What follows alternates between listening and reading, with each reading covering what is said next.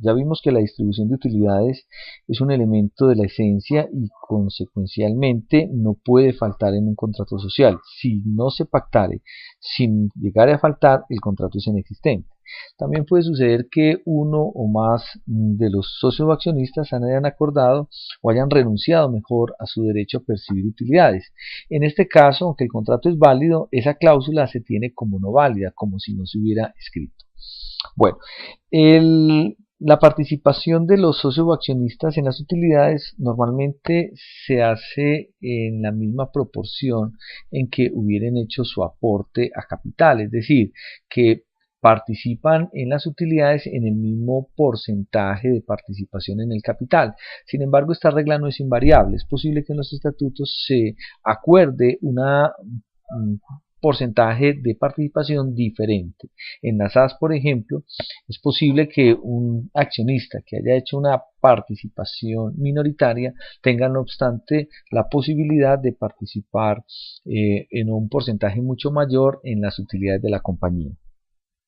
Lo que sí es claro es que en el reparto de utilidades esta se hará de manera proporcional a la parte pagada del valor nominal de las cuotas o acciones por parte del socio. Para poder repartir utilidades, la ley exige que ellas estén debidamente justificadas en balances reales y fidedignos, los cuales deben ser debidamente aprobados por los socios. Por consiguiente, si no hay balances o si estos no han sido aprobados por los socios en la Asamblea General, no se pueden repartir utilidades. Si se llegaran a repartir utilidades, es decir, a hacer un reparto con violación de este requisito, la consecuencia es que si bien es cierto, no se le puede exigir a los asociados de buena fe que recibieron esa utilidad en exceso y la restitución de la misma, la sociedad sí puede abstenerse de repartir utilidades en los ejercicios siguientes hasta tanto se restituyan las sumas repartidas indebidamente. Lo anterior es sin perjuicio de la responsabilidad que le cabe a los administradores por haber obrado de esta manera, contrariando pues las disposiciones de ley. En cuanto a la cuantía que está llamada a repartirse entre los socios o accionistas, para llegar a la utilidad repartible, la renta líquida o la utilidad líquida debe someterse a un proceso de depuración según el orden preestablecido que ha señalado la ley. Sin embargo, ese orden algunos han considerado que debe ser alterado para respetar las normas tributarias y también para garantizar el dividendo mínimo.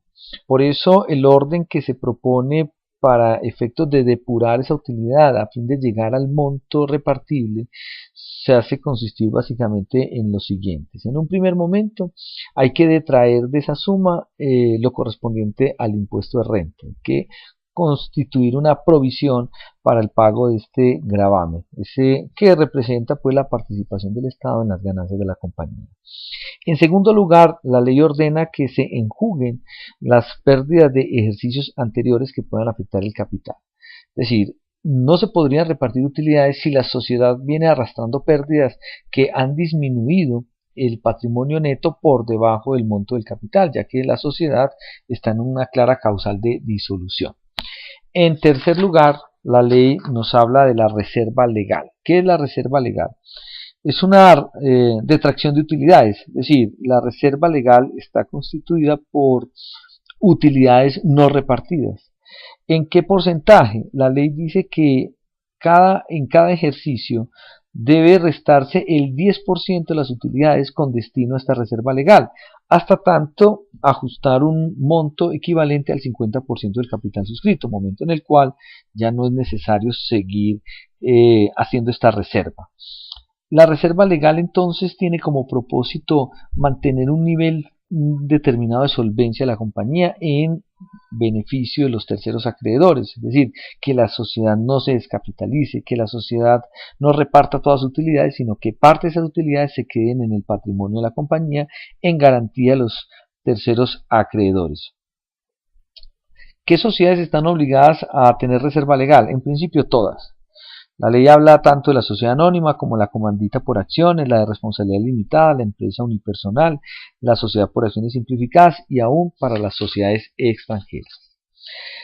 En cuarto lugar, hablamos de las reservas estatutarias. ¿Qué son las reservas estatutarias? Son aquellas que se establecen en el acto de constitución o en sus reformas, es decir, que constan en los mismos estatutos.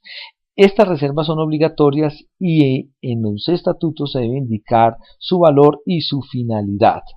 Obviamente ahí el legislador permite que los socios se abstengan de recibir esas utilidades con distintas finalidades, es decir, ya sea para permitir un crecimiento sostenido de la compañía, permitir adquirir maquinaria durante los primeros años de implementación de la empresa, etcétera, etcétera. En quinto lugar, ya hablamos entonces del reparto de utilidades, antes de lo que se conoce como las reservas voluntarias u ocasionales. Es decir, estamos diciendo que en el proceso de depuración de las utilidades, primero la sociedad debe destinarla de esas utilidades un porcentaje para provisión de impuestos, para enjugar pérdidas, para reserva legal, para reserva estatutaria y finalmente nos quedaría por hablar la reserva ocasional, la que los socios o accionistas pueden acordar en la asamblea general para atender una pérdida o con otra finalidad. De todas maneras, esta reserva ocasional puede generar un abuso por parte de los socios mayoritarios en perjuicio de los socios minoritarios, porque podrían acordar no repartir utilidades, sino dejarlas en la compañía a título de reserva ocasional o voluntaria, insisto, en perjuicio del socio minoritario. Por eso la ley ordena que si se votara este tipo de reserva, es necesario que se indique cuál es su conveniencia, que tenga una destinación específica y que esté justificada ante la Superintendencia de Sociedades. Y adicional a eso, se considera que no puede en ningún caso afectar el dividendo mínimo repartible, salvo mayorías calificadas. ¿Qué significa esto? Significa que en principio, una vez que hemos llegado hasta la reserva estatutaria, el saldo mínimo el 50% debe repartirse entre los socios accionistas. Pero por aprobación del 78% de las cuotas o acciones en que está dividido el capital, se puede acordar repartir un porcentaje superior al 50% o inclusive repartir un porcentaje inferior a este 50% en perjuicio del dividendo mínimo.